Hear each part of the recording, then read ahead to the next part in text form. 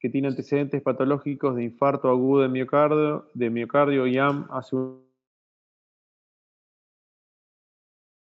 sigue en tratamiento con enalapril, aspirina, nitroglicerina en parches y acude a urgencias porque tras sufrir previamente hace aproximadamente una hora un cuadro de dolor con ardor en la región precordial que se alivió parcialmente con la administración de nitroglicerina sublingual.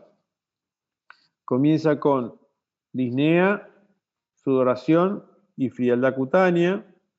Cuando llega el servicio de emergencias lo explora, lo encuentra que está consciente, está orientado, eso le da la pauta de que está lúcido. Está con ortopnea, que es la disnea cuando está en decúbito. Tiene polipnea, que tiene respiración amplia y profunda y asociado a taquipnea. Se encuentra ansioso, sudoroso, con cianosis generalizada, más evidente en las distales. La auscultación cardíaca es taquicardia y la auscultación respiratoria es una disminución del murmullo vesicular con crepitantes en ambos campos pulmonares. El abdomen es blando, no doloroso la palpación, no hay visceromegalias ni tumoraciones. Sí se encuentra en otras partes del examen físico edemas en ambos miembros inferiores y la presión arterial es de 126/82, la frecuencia cardíaca es de 123, la saturación es de 232.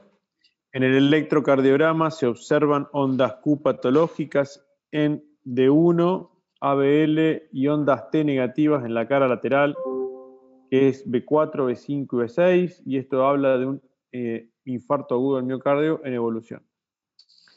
Ante el diagnóstico es de un edema agudo de pulmón en un contexto de IAM, o sea, de infarto, que se realiza tratamiento con posición semisentada, vía venosa, o sea, se le hace un acceso venoso, oxígeno a 10 litros, con máscara con reservorio, furosemida, o sea, un diurético, dioxina para controlar la frecuencia cardíaca, teofilina, no sé por qué le dan teofilina a un infarto agudo de miocardio, y se le traslada a una ambulancia para un estabilizador de la membrana, pero bueno, me parece que el caso me parece que es medio viejo y no sé, no es el tratamiento estándar de un infarto agudo de miocardio. La primera parte vamos a tocar los 4 puntos que existen y vamos a tocarlos y vamos a hacer preguntas interactivas. Y después vamos a pasar a hacer algo adaptado a la fisiología, con lo cual vamos a poder sacar provecho de lo que ustedes vieron ya en la unidad temática 5 de cardio y en la unidad temática 6 con respiratorio de la clase pasada. Vamos. Entonces, la primera pregunta, ¿cuál es el motivo de consulta? Enumeren los problemas que el médico apunta en la historia clínica y que el paciente refiere, definan los términos que no conoce, su importancia fisiológica y clínica, mencionen las probables causas de los problemas que refiere el paciente, plantee sus hipótesis y qué origen puede tener. Acuérdense que para escanear el código QR tienen que tener el smartphone. Si ustedes están escuchando la clase en el Smart, no lo van a poder escanear. Y les dejo un ratito para que lo escaneen.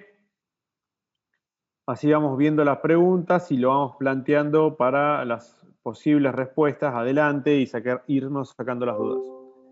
Empiecen a contestar, les doy 2 o 3 minutitos y apúrense.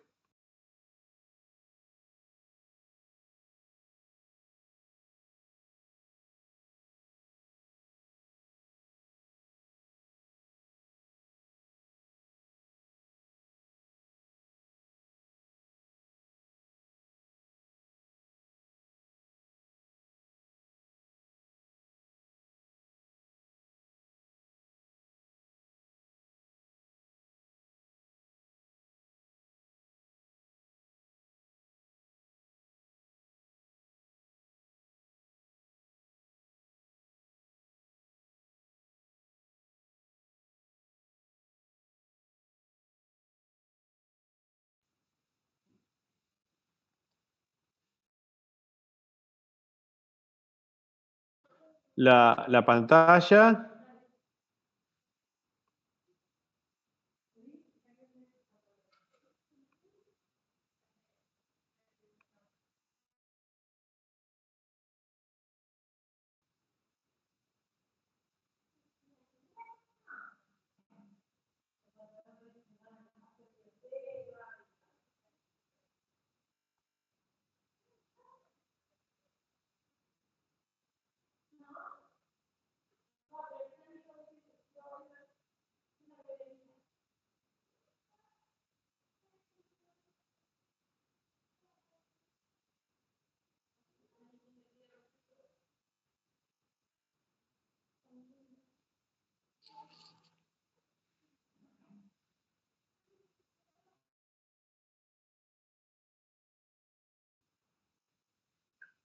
Ya llegamos alrededor de 26 respuestas.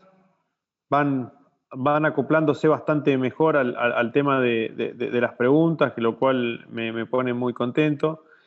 Vamos a seguir avanzando en la clase. La gran mayoría de ustedes, mayor fue disnea y sudoración, ardor precordial, ardor, ortomnea, dolor, disnea intensa.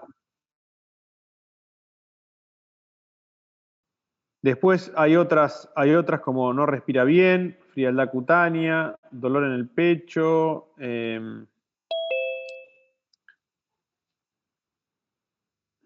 no respira bien, ya lo dije, cianosis, antecedentes de infarto. Acuérdense los motivos de consulta. Los motivos de consulta para de acá en adelante son por qué lo motiva al señor a realizar la consulta médica, ¿no es cierto? Y esa consulta médica es porque tiene el señor un problema.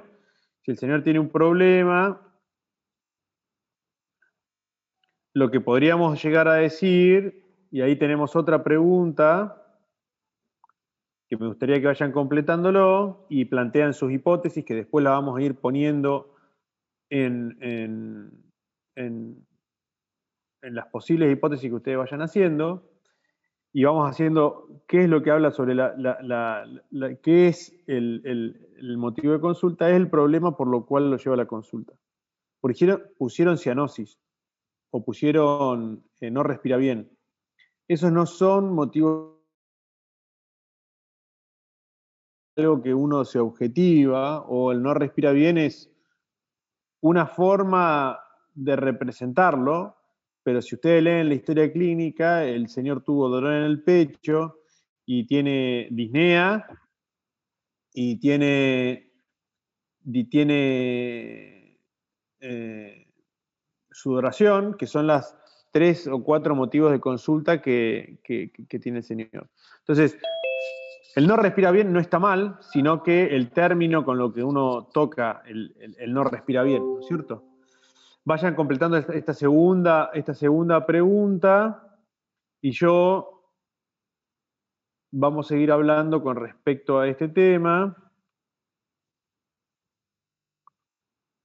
Acá Victoria Cuello dice, para mí es YAM. Sí, pero el YAM no es el motivo de consulta, sino es la conclusión a la que uno llega. Entonces, el motivo de consulta es por cuál es el problema. Uno lo puede poner en varias palabras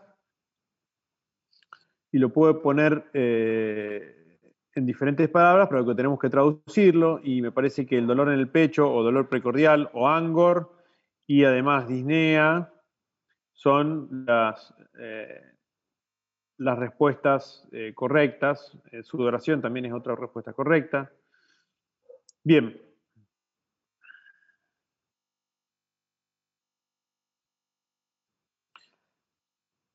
Después les voy a mostrar los resultados de la segunda pregunta. Entonces, los motivos de consulta: dolor o ardor en la región precordial, o sea, dolor precordial o ardor precordial, como ustedes lo quieran poner. Que también lo que se puede poner es angor, también se puede traducir como la palabra técnica angor. Y después tenemos la disnea, que es una traducción que le falta respirar o le cuesta respirar. Esa es la palabra técnica de falta de aire o le cuesta respirar, disnea. Sudoración, que es la transpiración. Transpiré mucho, puede ser que te digan que se puso pálido. Y la frialdad cutánea. Con esas 3 o 4 preguntas, ustedes hicieron un croquis en su cabeza y que les dijeron, ok, para mí el señor, yo me juego la cabeza que tiene esto y me parece que la causa de todo esto viene por algún lado. Vamos a ver el resultado de las preguntas, de la pregunta que les hice. Y casi 20 de los 27, 21 de los 28, contestó que la posible aparato afectado puede ser que sea el pulmón y el corazón en conjunto. Los sanguíneos respondió 1. Bueno, vamos a ir viéndolo porque son sus hipótesis y vamos a ir viendo a ver a dónde va apuntando el diagnóstico de este señor, aunque ya lo sabemos, ¿no? Pero bueno, el ejercicio de hipótesis nunca lo van a tener fácil para hacerlo desde el punto de vista cuando uno está en una guardia, en una guardia de clínica, porque ahí sí tienen que hacer su ejercicio de síntomas. El segundo punto, que dice que nos habla del ejercicio físico, del examen físico, perdón, define los términos que no conoce, los valores normales, su importancia fisiológica. Esto al final, cuando empecemos a ver el tema de las preguntas, si ustedes tienen alguna duda con alguno de los términos, los respondemos. Y lo que vamos a poner es qué origen, bueno, eso lo vamos a hacer una segunda pregunta, y el examen físico, lo que yo remarco del examen físico es la ortopnea, que es lo que dije previamente, o sea, la falta de aire cuando se pone en decúbito, habitualmente es en decúbito dorsal, la polipnea, que la polipnea es que aumenta la respiración tanto en profundidad, en intensidad y en frecuencia, que el señor se encuentra ansioso, que se encuentra sudoroso, que tiene cianosis, que es la coloración azulada de las extremidades a nivel generalizado, pero se ve que en las zonas acra se ve mayor cianosis. Después, cuando se escucha el corazón, se encuentra taquicardia. Cuando se escucha los pulmones, se encuentran crepitantes. Y después, en el abdomen no se encuentra mucha cosa. Y la parte de las periferias se encuentra edemas en miembros inferiores. Además está decir que cuando uno le hace un pequeño interrogatorio, entiende de que la parte neurológica, contarle, el señor refiere que está consciente, que responde a órdenes, que está lúcido, básicamente. Ahí tenemos una tercera pregunta para ver físico. ¿Cuál sería la causa, ahora sí, de lo que, o de la hipótesis que ustedes tienen con respecto a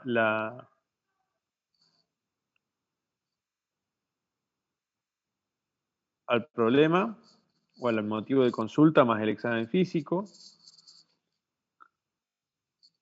Les doy 3 y ahí empezamos a hablar.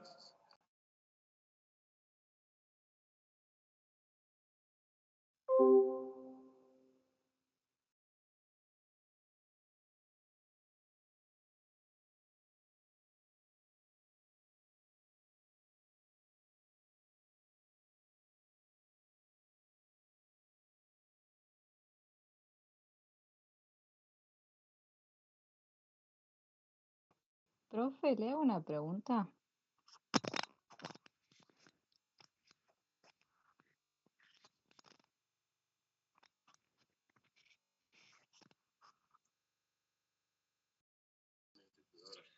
Sí, dale, sin ningún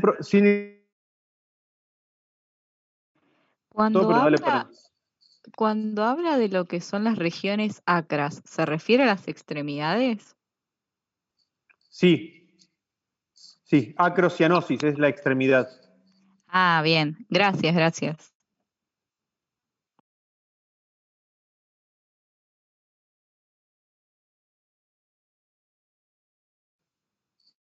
Bueno, vamos a llevar casi 30 chicos que respondieron. Vamos a ver los resultados. La gran mayoría está seguro que lo más probablemente, lo más de lo que ustedes están viendo. Algunos respondieron que es solamente el corazón, otros respondieron es la parte sanguínea, y hay uno que respondió gastrointestinal que no sé qué estaba pensando, capaz que está en otra clase y le puso gastrointestinal. Así que es poco probable que esto suceda, pero lo gastrointestinal, no se olviden que si alguien tiene algún problema cardíaco y tiene, supongamos, una colecistitis, puede terminar en un cuadro similar teniendo un problema infeccioso abdominal, que en realidad hay que resolver lo abdominal y además hay que resolver la parte cardíaca o cardiopulmonar. Entonces, vamos a ir siguiendo con la presentación. Y, perdón, disculpen. Y es sobre los exámenes complementarios. Ya sabemos los valores normales. A ver, los valores normales ustedes lo pueden ver dentro del libro, no está de más que decirlo, que eso lo pueden saber y lo pueden sacar en cualquier lado. Es más, lo pueden estar googleando en este momento y ustedes pueden estar cardíaca, el de la saturación y el de la glucemia. Y si tienen alguna duda, lo discutimos al final. Dentro de los exámenes complementarios que nosotros observamos, el único que tenemos es el electrocardiograma, y que se ven ondas Q normales en alguna de las derivaciones, que yo creo que esto ya lo tuvieron, de electro, que creo que fueron la unidad temática anterior, la unidad temática 1, la unidad temática anterior, que fueron en derivación 1 y en ABL, y además tenés trastornos en la repolarización, que es la onda T negativa, que habitualmente es positiva en casi todas, excepto en ABR, acuérdense de eso. Les da en la cara lateral, que es la cara donde está el ventrículo izquierdo, en B5, B6, B4, B5 y B6. Entonces, esto se interpretaría por el cuadro contexto clínico del examen físico como un infarto en evolución. ¿Por qué en evolución? Porque ya viene pasando síntomas desde hace una hora, al menos, ¿no? Bueno, y cuando llegamos al punto 4, a ver, ¿cómo ustedes lo pensarían? ¿Cómo ustedes pensarían el punto 4, que creo que es lo que ustedes, o lo que creo que yo, que es lo que le tengo que dejar a ustedes desde el punto de vista de la fisiología? Yo no quiero que ustedes sepan qué cara se infartó, o cuál es el nivel de obstrucción de la coronaria para ver ese tipo de infarto y qué cara afectó y qué tipo de tratamiento le vamos a hacer. Entonces, nosotros cuando nos enfrentamos a un paciente, cuando ustedes ya están más allá de fisiología, ustedes tienen que empezar a pensar cuál es el mecanismo fisiopatológico de esta enfermedad, pero como estamos en fisiología y hablamos de cosas normales, nosotros podemos tocar algo anormal, pero tenemos que hablar de cosas anormales. Entonces tenemos que aplicar conceptos fisiológicos dentro de un contexto clínico alterado. Entonces, mi pregunta no sería cuál es el mecanismo fisiopatológico. Mi pregunta sería, ¿en qué pensarían ustedes de la parte fisiológica que está alterada? Entonces, si ustedes me permiten, que primero tenemos que, sin duda, ver el corazón, porque esto es un infarto del corazón, porque ya lo diagnosticamos, ya vimos que estaba con algunas cuestiones, y lo primero que a mí se me ocurre en ver el infarto del corazón es esto. Y ustedes creo que ya lo tenían que haber visto, y creo que en la unidad temática anterior lo tienen que haber visto. Esta es la famosa curva presión-volumen del corazón, y creo que ya la tienen estudiada, que este loop cardíaco o ciclo cardíaco habla sobre la relación que hay dentro del corazón entre los volúmenes y las presiones y el ciclo cardíaco de sístole y diástole. Si ustedes se acuerdan y si ven el cursor, empezamos desde el punto A, que está abajo a la izquierda, y esto es el periodo de diástole, en el que se va llenando la cavidad cardíaca, el ventrículo izquierdo.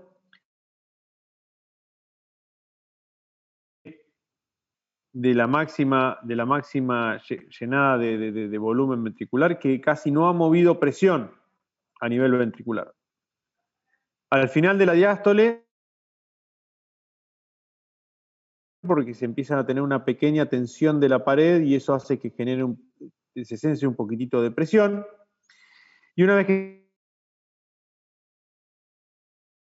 y por supuesto las sigmoideas están cerradas, el corazón se empieza a contraer y esa contracción, en vez de movilizar volumen, fíjense que el volumen no se mueve, sino se mantiene en la misma posición, empiezan a aumentar la presión porque la contracción ventricular empieza a suceder.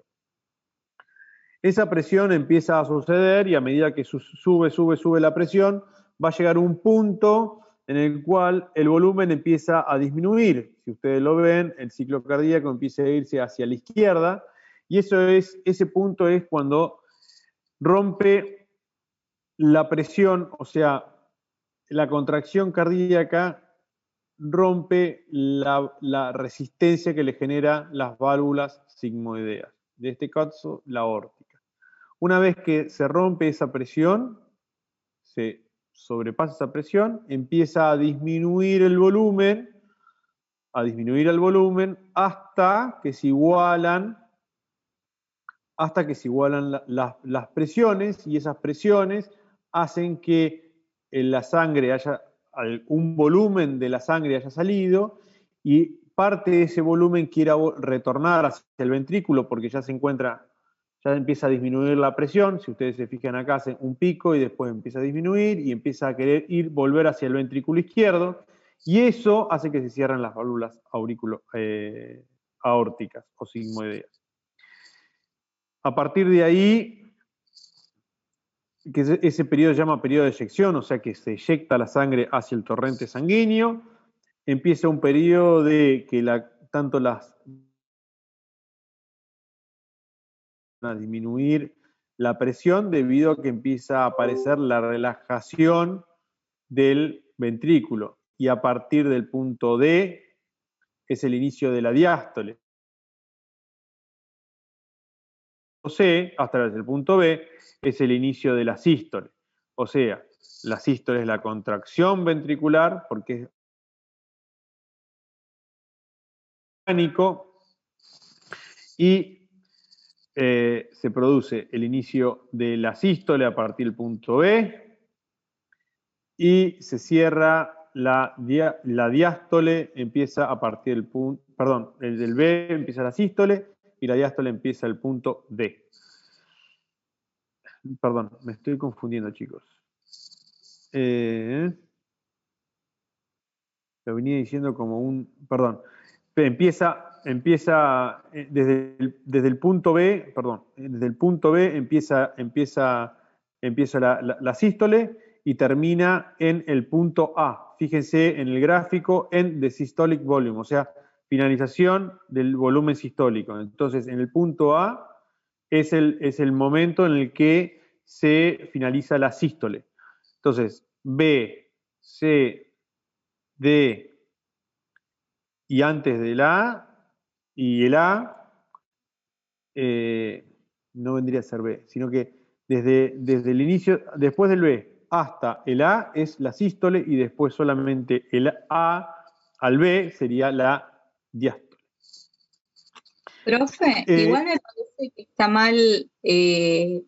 mal, ¿cómo se dice? Están mal los títulos de la imagen, porque en lo que vimos en los libros, dice que el volumen sistólico final se da en el punto D, no en el A. No. ¿El volumen sistólico final? Claro. No, no. Porque la sístole, no, ahí no te confundas, y si querés lo chequeamos. ¿De qué libro lo estás sacando? No, lo saqué del Best y del Guyton, de los que dieron la cátedra. Mirá acá, este es el Guyton, si ves la referencia acá abajo, es el Guyton Hall, versión 12, está en inglés, obviamente, del 2011. Si vos te pones a pensar, se abren las aurículos ventriculares. Cuando se abren las aurículos ventriculares, ahí finaliza la sístole. Y la sístole es cuando empieza a ingresar la sangre al ventrículo. Perdón, la diástole, empieza a ingresar la sangre al ventrículo. El volumen de fin de sístole, el volumen de fin de sístole está representado en esta línea que vemos acá. Claro. ¿Tá? Es esta línea. Vos lo podés tocar en cualquier momento. Lo puedes tocar, porque esto no se va a modificar, porque tenés tanto la aurícula ventricular como la sigmoidea están cerradas. Entonces, si está en el punto D o en el punto A, el volumen de fin de sístole va a ser el mismo, ¿me entendés? Sí, sí. Porque no se va a modificar. Bien. No, yo me había confundido, perdón. Lo que sí no va a ser nunca en el punto B, B de bueno. Bien. Ponerlo en el punto D de dedo, ahí sí no hay ningún problema de poner volumen de fin de sístole.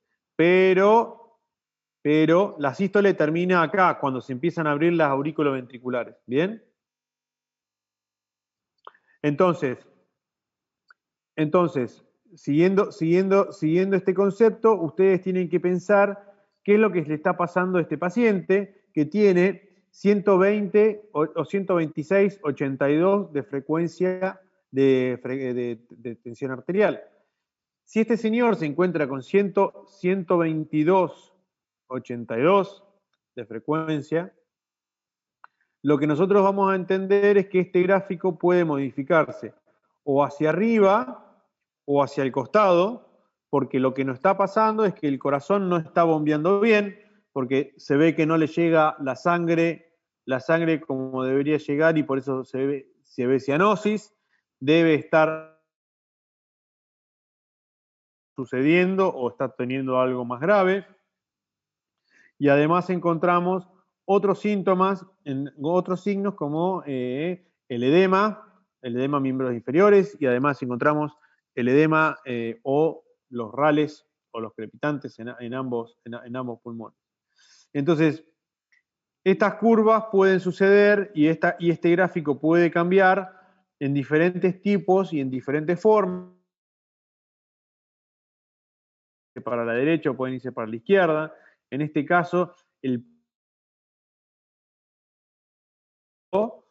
que el señor no debe estar teniendo además de tener el infarto, el corazón no debe estar bombeando lo que debería bombear.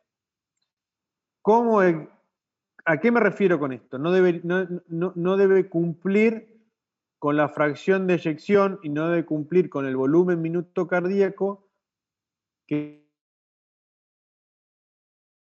de compensar esto, la forma de compensar esto, son de dos formas. O aumentás la presión arterial para que llegue más fácil o tener presión de perfusión, y eso es el incremento de la poscarga, cosa que no está pasando acá porque tenés una presión normal, o aumentás la frecuencia cardíaca y eso te hace mantener relativamente el volumen minuto cardíaco. El problema de este señor seguramente que la contracción debe ser débil por el infarto, entonces lo que hace el señor es incrementar la frecuencia cardíaca y seguramente la fracción de eyección de este señor debe estar disminuida. Por lo tanto, incrementa la fracción de eyección. Y este concepto de la curva presión-volumen del ciclo cardíaco lo que también tenemos que pensar es en la ley de Starling. Acuérdense de esta ley porque es importante, que es sobre las tensiones, la relación entre las tensiones activas y pasivas, y que estas tensiones activas y pasivas son las que le da la fuerza de empuje al músculo, ¿bien? Y si tenemos esta tensión alterada, ¿y por qué puede estar alterada? Y porque hay un pedazo del corazón que no está funcionando, porque está infartado, esto hace que el corazón tenga que trabajar un poco distinto que no está infartado. Por otro lado, también no se olviden de las presiones y de la ley y la fuerza de Starling, que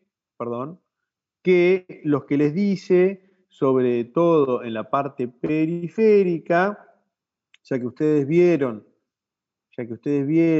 edemas en miembros inferiores, tampoco se tienen que olvidar de esto, que las presiones de filtración y de reabsorción dentro del sistema cardiovascular a nivel capilar en la periferia, muy probablemente se deba a que esté pasando algo incrementado en la presión hidrostática del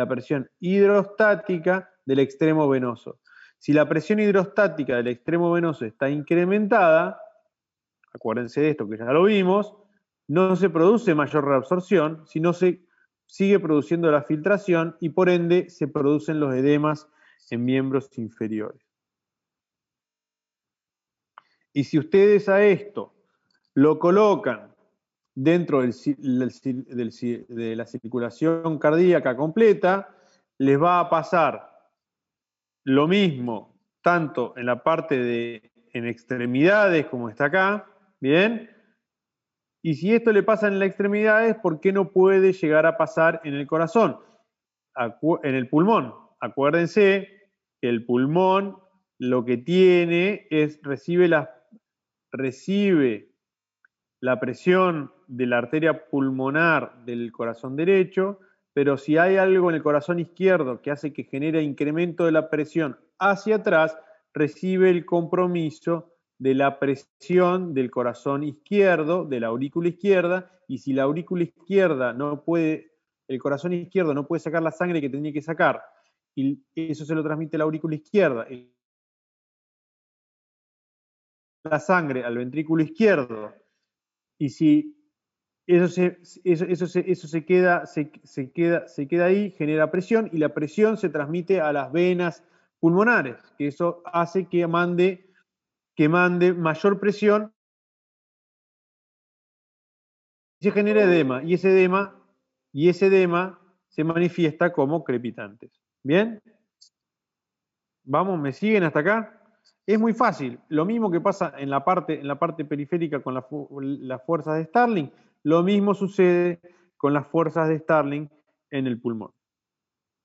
Ahora bien, ¿qué pasa en el pulmón? Si ustedes se acuerdan, y si lo vimos la otra vez, que los chicos que estuvieron en la clase pasada, lo que nos decía Laplace era esto, que dependiendo del diámetro, la presión que vamos a tener dentro de cada alvéolo va a depender tanto del diámetro y de la tensión superficial. Si la tensión superficial se modifica y el diámetro se modifica de cada alvéolo, como sucede acá, se llena de agua por las fuerzas de Starling, se va a modificar tanto el diámetro como la tensión superficial. Y si este diámetro y la tensión superficial, como hemos hecho un ejemplo acá muy rápido, hacemos un cálculo, si en el alvéolo chiquito teníamos una presión de 2 y en el alvéolo grande teníamos una presión de 1, las presiones se van a ver modificadas. ¿Bien? Y esto hace que el pulmón sea menos elástico, tenga menos distensibilidad, y esto hace que, si nos acordamos a la curva presión-volumen del pulmón, nuestro amigo en cuestión esté cercano al punto C de la forma de qué relación tiene entre la presión que tiene que generar para respirar y el volumen que tiene que generar. Entonces seguramente nuestro paciente va a estar agitado porque también el pulmón está lleno de agua, está menos distensible, tiene más presión y va a tener que generar más fuerza para respirar. ¿Bien? Entonces, yo les voy a poner una pregunta que si bien nosotros a este señor le dimos diuréticos, le dimos teofilina, le dimos digoxina para controlar la frecuencia cardíaca, ¿qué pasaría si tenemos agua? Además de darle diuréticos, los diuréticos actúan en el riñón, le hacemos sacar agua para que desde el intravascular, o sea, le sacamos líquido para que ese líquido que está retenido tanto en el intravascular y en el intersticio a nivel de todo el cuerpo y que también está en el pulmón, salga. Pero si el señor, y si está con una oxigenación muy baja, como es la que tiene el señor, me gustaría hacerle una pregunta. Si nosotros tenemos esta ecuación que hicimos y tiene las presiones altas en el pulmón de la vía aérea, ¿qué hacemos con esa presión? ¿Podemos aumentársela? ¿Tenemos aparatos para aumentársela? ¿Se la podemos aumentar? A mí me gustaría que vayan respondiendo esta pregunta y yo les voy a dar mi respuesta después de la pausa.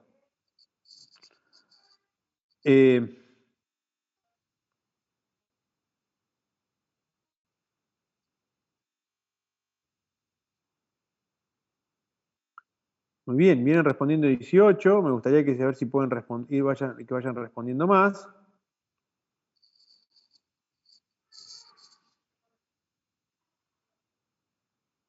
Acuérdense que habíamos hablado, si Laplace a mí tenemos más presión para generar acá, yo, si no pudieron todos,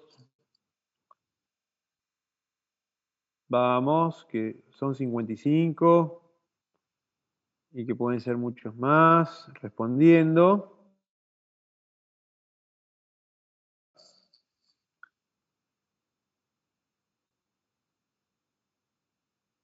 Vamos de 28, vamos 20 que van respondiendo que no, casi un tercio, un 75, un 68% más o menos, que dicen que no, que si yo le pongo presión positiva en la vía aérea,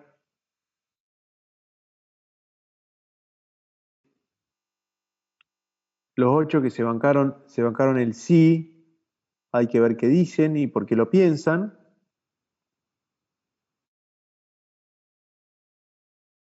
Desde el punto de vista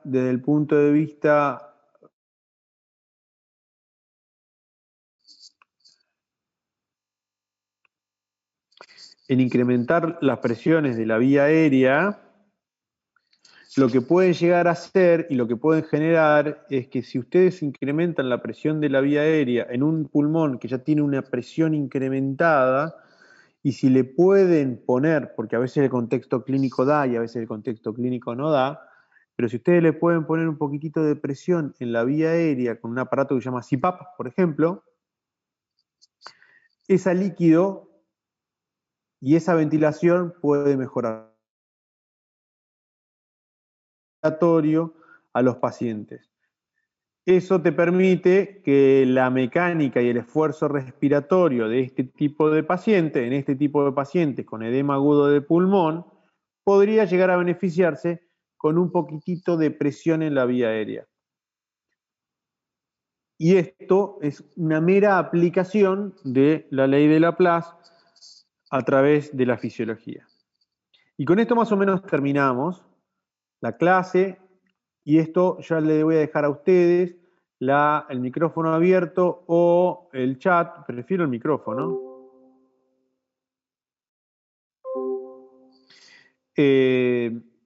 Así que lo que sí les doy el micrófono,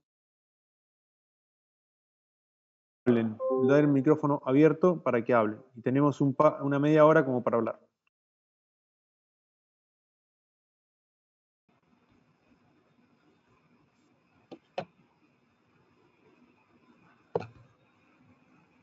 Profe, yo no entendí el fundamento. ¿El fundamento de qué? de agregarle presión positiva para que mejore? Bueno, el fundamento de la presión positiva, si vos te fijas acá, volvemos atrás.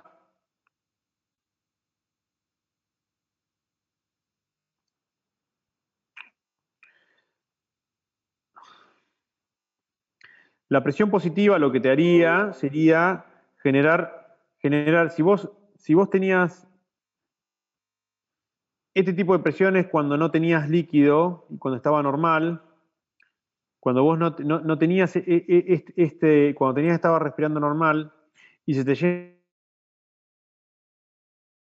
eso hace que tu tensión superficial disminuzca y tu radio a nivel alveolar también disminuye porque tenés líquido dentro de los pulmones. Entonces, si la tensión superficial la tensión superficial aumenta, como es el caso porque no tenés más el surfactante, entonces los alvéolos se empiezan a achicar y por ende si los alvéolos se empiezan a achicar, se empiezan a ocupar de espacio de agua y ese radio de aire, esa pompa de aire que vos tenías se empieza a reducir de tamaño, entonces el radio se disminuye. Si uno hace un cálculo, la presión empieza a incrementar a nivel alveolar. Entonces, ¿qué es lo que vos podrías ayudar, además de darle diuréticos, para sacar toda esa agua, para sacarla y poder orinarla y sacarla porque está lleno de agua este señor?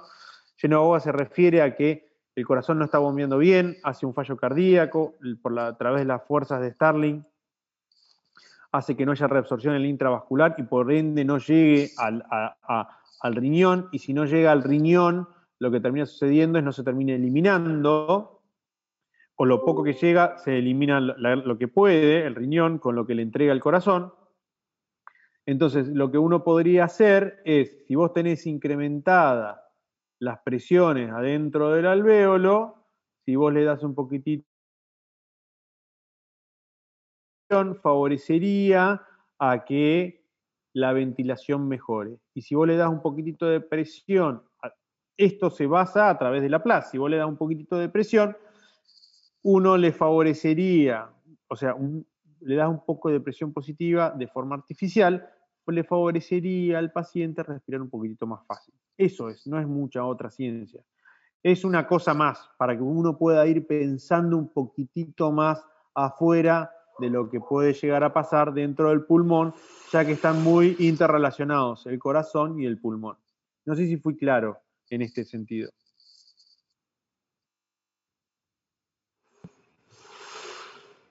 Profe, Sí.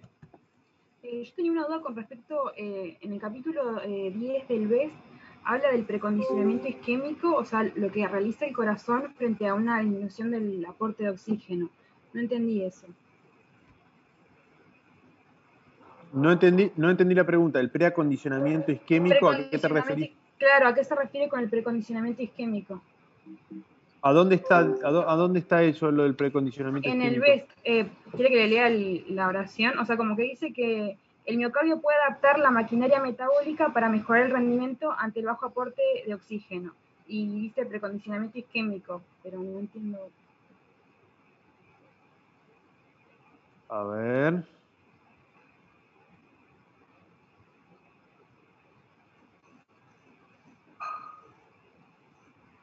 Perdón, ¿en qué punto está?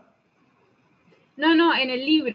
Es una duda que tengo de un concepto del libro, del capítulo 10 del BES. Un concepto del libro. Entonces, ¿el libro qué dice? Perdón. Dice que el miocardio puede adaptar la maquinaria metabólica para mejorar el rendimiento ante el bajo aporte de oxígeno, que eso lo llama precondicionamiento isquémico. Bueno, lo que adapta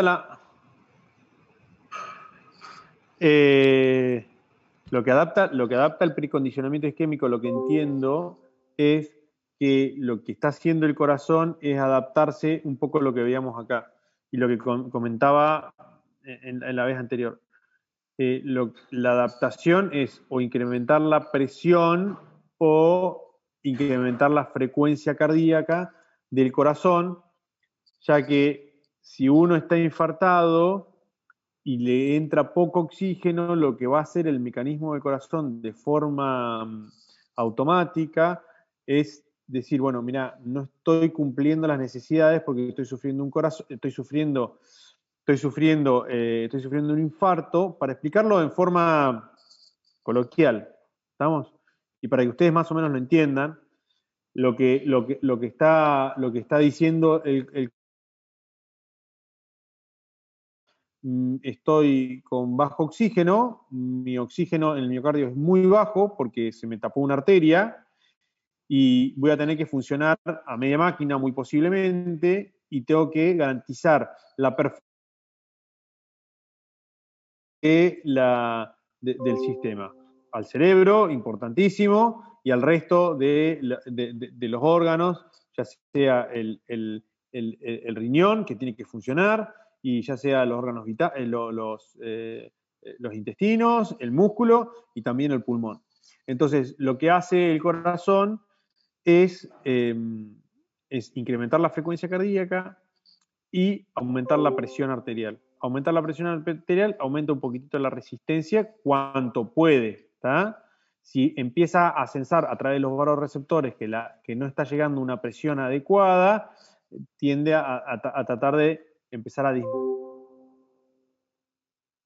lo que está haciendo. Primero hay una etapa bien adrenérgica, que esa etapa adrenérgica es incremento de la resistencia vascular, incremento de la presión arterial. Gracias. Y por otro lado, incrementa la frecuencia cardíaca, que la frecuencia cardíaca es garantizar el volumen minuto para que todos los órganos estén perfundidos.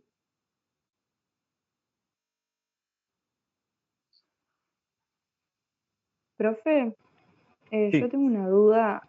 No entendí por qué disminuye, viste que aumenta la tensión superficial, no entendí porque disminuye el surfactante, digamos, no entendí por qué disminuye el surfactante. No es que disminuye el surfactante. No entendiste, no se entendió posiblemente el concepto que el surfactante no es que entra uno y sube uno y baja el otro. El surfactante está ahí. No te olvides que es un material lipoideo. El surfactante va a estar ahí. Nada más que va a estar desplazado un poco por el líquido que hay, pero nada más que va a estar ahí el surfactante. No es que no es que disminuyó y se baja. ¿Me entendés? O sea, una vez que se va el agua que está de más en el pulmón, lo que termina pasando es se termina recomponiéndose, porque vuelven a respirar normal. Ah, está bien.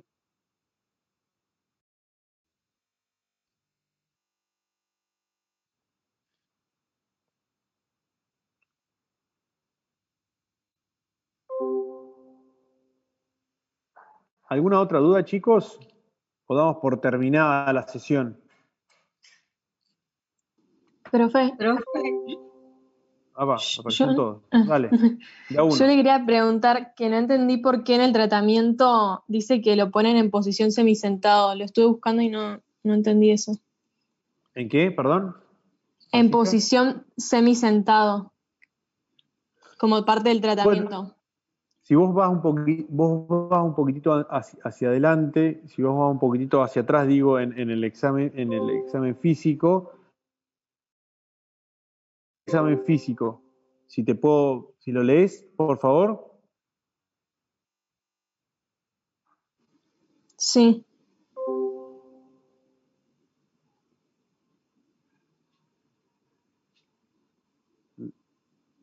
¿Vamos? Profe, no lo escucho. El examen físico, ¿lo puedes leer? ¿Qué dice el examen físico? Sí, dice, se le observa consciente, orientado y responde al interrogatorio, ortopnea, polipnea, ansioso, sudoroso. Ahí está la respuesta, ahí tenés la respuesta, ortopnea. La ortopnea es la disnea en decúbito dorsal. Entonces, si vos al señor que tiene el corazón hinchado de pulmones, lo ponés, acuérdense del martes, las zonas de West, que también el líquido se va a ir distribuyendo también por decúbito. y vos le igualás, y el señor está lleno es una bola de agua, lleno de... va a sentirse cada vez más fatigado. Porque no solamente eso, sino que también le haces que favorezca el retorno venoso y se llene más de líquido también. Entonces eso favorece a que se llenen mucho los pulmones y el señor se va a sentir fatigado.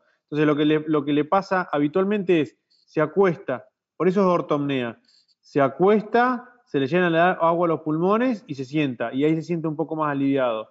Se vuelve a acostar y se vuelve a llenar de agua a los pulmones y se siente un poquito más aliviado. Entonces, por eso el tratamiento es posición semisentada, ¿me entendés? Para que no se vuelvan a llenar de agua los pulmones.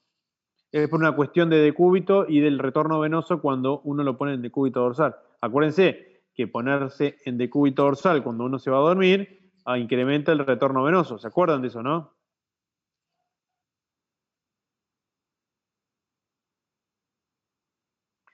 Había otro...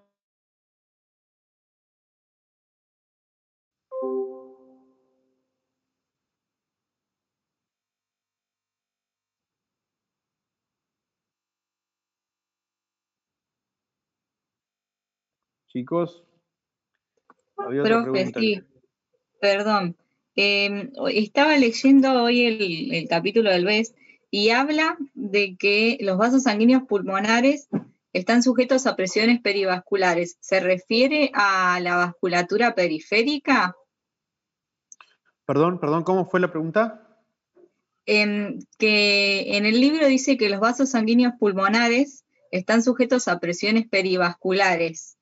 Entonces, como que no se termina de entender muy bien y quería preguntar dos conceptos. Una es si cuando habla de presión perivascular se refiere a aquella ejercida por los vasos periféricos. No sé si está bien dicho. Perivascular. A ver, repetime la frase otra vez, por favor. Sí. Dice que los vasos sanguíneos pulmonares están sujetos a presiones perivasculares dependientes del volumen pulmonar y la presión alveolar.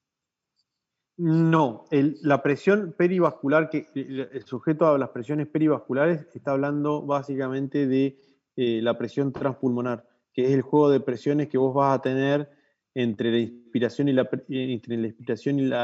expiración, y es el juego de el volumen que vas a tener dentro del pulmón. Acordate que si vos querés incrementar la presión intratorácica, vos lo único que tenés que hacer es dejar de respirar y eso va a incrementar la presión intratorácica y la presión alveolar. Es una forma de aumentar la presión intraalveolar. Y eso te permite incrementar la presión, entiendo, transpulmonar, por ende, y va a tener un impacto en las presiones de los vasos sanguíneos pulmonares. Bien, o sea que sería que, por ejemplo, ante ¿cómo se llama? Ante el descenso del diafragma, como que había una contracción de las venas cavas y eso genera, ¿a eso se referiría? ¿Al aumento de la presión de las venas cavas, por ejemplo, o de la vena cava inferior ante el descenso del diafragma? Bueno, cuando vos descendés el diafragma, en realidad estás en inspiración. Entonces eso hace que la presión, inicialmente no habría por qué, acuérdense de los, me están haciendo acordarme de anatomía y que la verdad que no quiero decir la edad, pero hace casi 20 años que cursé anatomía. Dentro del diafragma hay 3 agujeros y eso en el diafragma, que es el esófago, la vena cava y la aorta. No debería tener Lo que sí hace el diafragma es, al contraerse y descender, eso te genera una disminución en la presión transpulmonar. ¿Cómo sería esto? La presión transpulmonar lo que hace es el diafragma en su posición en reposo es como si fuera una cúpula, empieza a contraerse, se desciende, eso hace trae consigo la parte parietal, o sea, la capa parietal o la hoja parietal de la pleura, y como la pleura tiene presión negativa, también por ende hace atraer la hoja visceral, y eso hace que haga presión negativa, y eso es lo que permite que el ingreso de aire. Cuando hay presión negativa dentro del tórax o dentro a nivel intraalveolar, que fue transferida a través desde la presión que generó el diafragma, la presión intrapleural, y se transmitió en la presión intraalveolar, que eso permite el ingreso de aire, eso también permite el incremento del retorno venoso, no al revés. Ah, bien. Ahí entendí entonces. Gracias. Y tenías otro ahí dando vuelta, ¿o no? No, porque justo hablaste de la presión transmural y ahí se me terminó de cerrar todo. Era esa la duda también. Uy, aquí hay preguntas de COVID. A ver.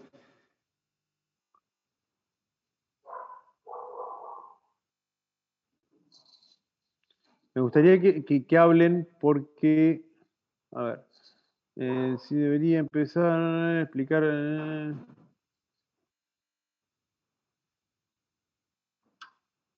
Sí, el D es porque, o sea, volumen del corazón, que en la posición D es porque empieza el periodo de relajación isovolumétrica. La relajación isovolumétrica, uno puede, o sea, acuérdense que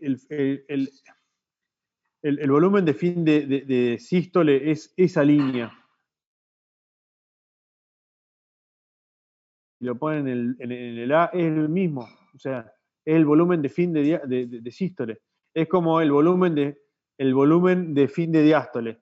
Es el fin de diástole, es el punto B. O sea, la línea que va del punto B hasta arriba, ¿se entiende? Es la contracción isovolumétrica, y sí, pero no se va a ir a ningún lado. Ojo, no se va a ir a ningún lado si no funcionan bien las válvulas. Si tenemos problemas de válvulas, eso puede ir cambiando, ¿está? Pero eso es otro cantar. Eso no es alteración, es patología, y no tenemos que estar hablando de eso en este momento.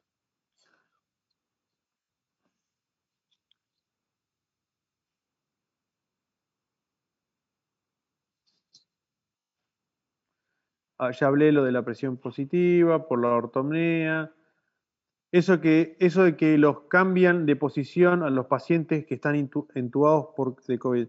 Los pacientes que están entubados, pregunta Victoria Cuello, los pacientes que están intubados o no intubados por COVID, está hablando de que se ponen en decúbito prono, eso mejora áreas de ventilación. Acuérdense que nosotros habíamos hablado la clase pasada, a ver si la tengo la clase acá, de las áreas de ventilación, perfusión. Mejora esta relación. Entonces, si estaban en decúbito dorsal, ponerlo en decúbito prono, mejorarían las zonas del dorsal para mejorar la ventilación. Y no se hacen solamente en los intubados, se hacen también en los pacientes que no están intubados y que reciben oxígeno. Entonces, en todos ellos se hace eso. Y eso es para mejorar para mejorar la relación ventilación y perfusión. Acuérdense que tenés mucha inflamación dentro del alvéolo, y dentro de ese alvéolo encima la arteria no recibe o no perfunde bien el pulmón, y eso genera que no tenga una buena oxigenación los pacientes con COVID. Después la otra pregunta fue lo de las presiones de Starling, lo de las fuerzas de Starling, me imagino, ¿no? Lo de las fuerzas de Starling, para que voy avanzando. Esto, ya lo creo que lo deben haber visto en hemodinamia.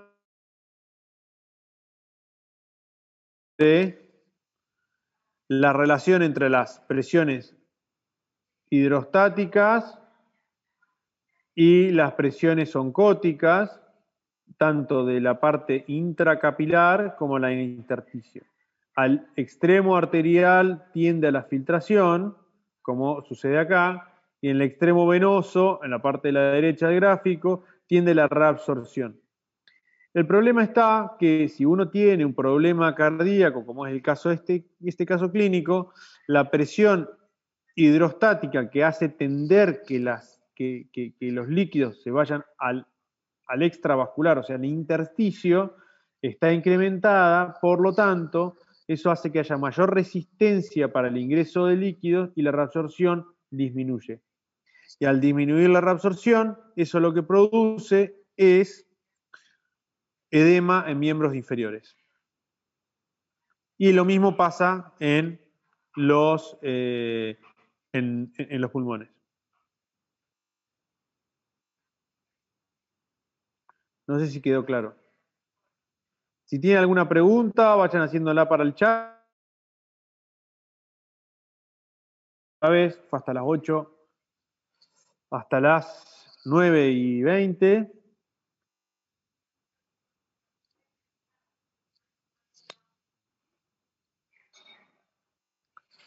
Bueno, chicos, 20:23, damos por finalizada la clase. Espero que les haya gustado. Cualquier duda que ustedes tengan, me pueden encontrar por la PEDCO. Les mando un saludo, cuídense en este contexto de COVID, no se junten.